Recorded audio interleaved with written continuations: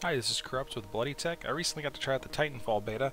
During that time I was testing out the BloodyTech Headshot V5 mouse, and I'm here to give you my thoughts on it. First look at the package here. Looks like a nice box. Got a BloodyTech V5 Headshot and the nice foil font there. Some information on the back and sides we'll get to in a minute here.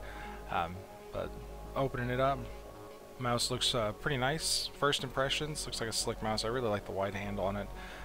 But there's some optional information on the side there for metal boots. It's an accessory that gives it a little more glide and a little more weight on the bottom of the mouse.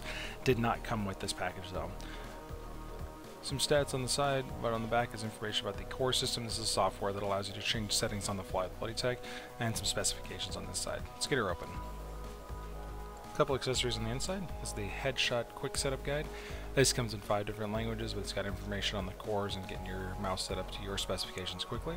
Comes with 2 BloodyTech stickers, a BloodyTech cleaning cloth, and also the software download information. It does not come with the CD, but gives you a download link to download the software. We're going to go ahead and get all this stuff set to the side though. Take a look at the mouse itself. One of the first things I like about this mouse, it stands out, is the cable. I really like a good mouse cable. It needs to be braided. This one is a red and black nylon braid, and it has a red USB cable plug. A little easier for spotting in the back if you want to make sure you get your USB cord plugged in the right slot, or if you're at a LAN party and you're trying to unplug something real quick. Just helps it stand out, which is always nice. The cable does come with a cable management system, a little Velcro strap, keep it under control when you're transporting it. It does tend to get in the way a little bit when you're not utilizing it, so I'll just make sure you stick it towards the end of the cable. Cable's about 2 meters long, standard these days. I don't see any really shorter than that, especially for gaming mice. The mouse itself, really wide base, which is fantastic. I've got a little bit larger hands, so it grips really easily. There's a BloodyTech logo on it. When it's plugged in, it actually pulsates red.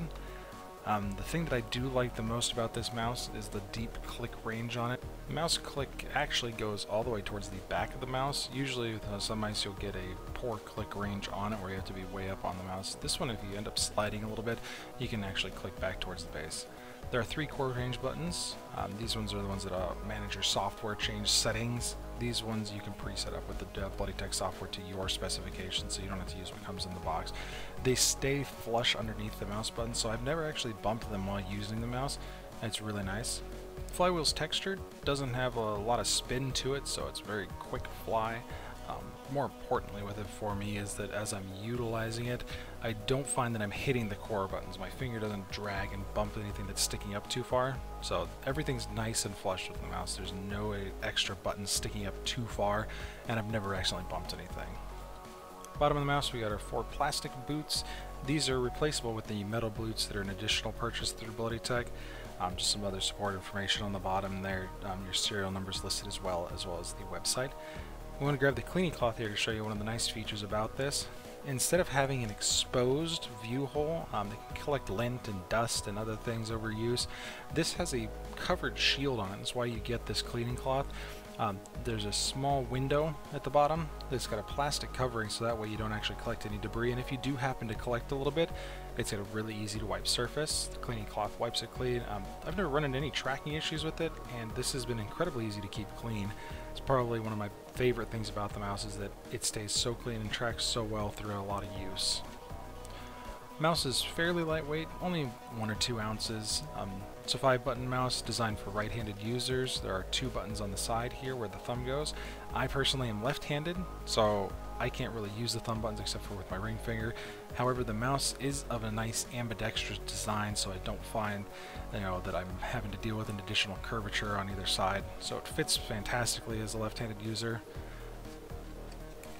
There's a couple nice aesthetic features. The bloody hand here and the mouse wheel both glow red. The hand itself actually pulses with a breathing feature, so it's got a little bit of a glow to it.